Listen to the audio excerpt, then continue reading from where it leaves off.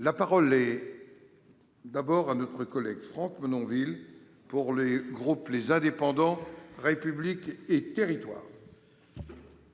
Merci Monsieur le Président, Monsieur le Ministre, mes chers collègues. À cet instant, nous voulons rendre hommage au travail remarquable du personnel soignant qui est en première ligne pour sauver des vies, parfois dans des conditions dramatiques comme c'est actuellement le cas dans le Grand Est. Nous avons aussi une pensée émue pour les malades et leurs proches. Je tiens aussi à remercier nos concitoyens qui respectent les consignes sanitaires. Ces mesures extraordinaires sont contraignantes mais absolument nécessaires.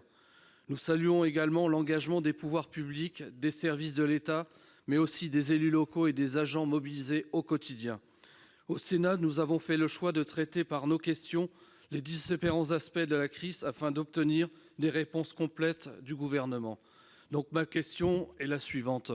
Notre continent est à présent le premier foyer de pandémie.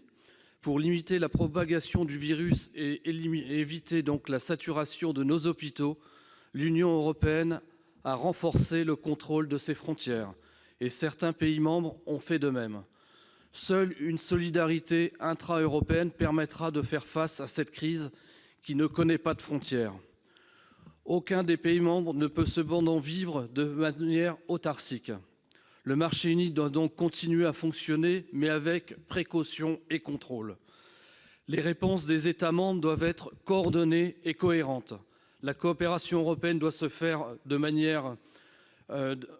en matière donc de mesures sanitaires, bien sûr, mais également en matière de recherche, de production des équipements de protection qui sont aujourd'hui en nombre insuffisant.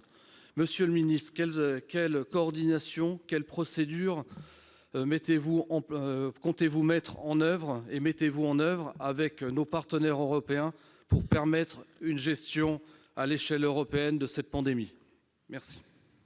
Pour vous répondre, la parole est au ministre de l'Europe et des Affaires étrangères, M. Jean-Yves Le Drian.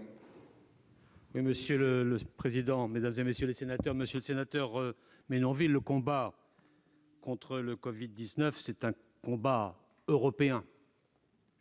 C'est une épreuve et un défi pour l'Europe, et c'est une épreuve et un défi que les Européens doivent relever ensemble. C'est le même espace qu'il nous faut préserver, et c'est devant cette constatation majeure que le président de la République a souhaité qu'il y ait un Conseil européen par visioconférence avant-hier. Et ce Conseil européen de mardi a pris 3 grands paquets d'initiatives. La première, la plus importante, c'est pour endiguer la diffusion du virus et limiter les déplacements. Il a décidé de fermer les frontières extérieures de l'Union européenne, de l'espace Schengen, les deux, pour s'assurer d'une sécurité intérieure. Ça n'empêche pas nos compatriotes et tout ressortissant européen de revenir chez lui, mais tout citoyen extérieur à l'Union européenne ne peut désormais rentrer dans l'espace Schengen ou dans l'espace de l'Union européenne depuis mardi.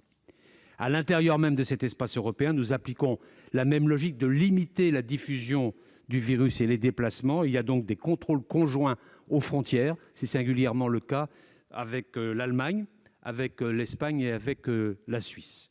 Mais cela ne doit pas empêcher, je rejoins vos préoccupations, ni que chacun puisse retourner chez soi, ni que les marchandises puissent continuer à circuler, ni que les transfrontaliers puissent continuer de travailler. Ça, c'est la première initiative. La deuxième initiative a été de mettre en commun des moyens pour mieux nous protéger.